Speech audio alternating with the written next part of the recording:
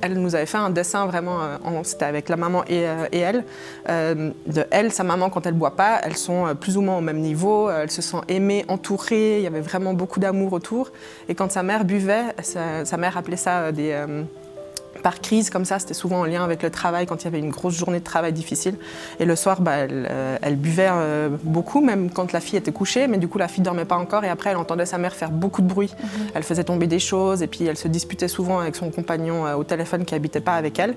Et du coup, c'était beaucoup de bruit. Puis la fille se retrouvait du coup toute seule face... Elle l'avait dessiné comme un peu un monstre, un gros dragon comme ça qui criait très fort, et puis elle se retrouvait toute seule à vouloir combattre, et puis de savoir qu'elle pouvait appeler sa grand-maman par exemple pour qu'elle se sente moins seule dans ces moments, c'était vraiment important. Puis de savoir que la mère se rende compte dans ces moments-là que c'est pas parce que sa fille était couchée qu'en fait elle ne remarquait rien.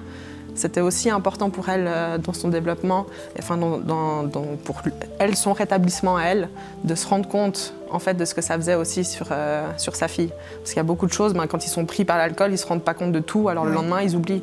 Et c'est ça aussi qu'on travaille souvent, des fois en famille, c'est ce côté de se dire le parent qui consomme, lui, des fois il peut oublier certaines choses, mais les autres pas. Et c'est ça, des fois, qui est difficile aussi, c'est déjà réussir à se rendre compte de qu'est-ce que ça peut faire dans la famille.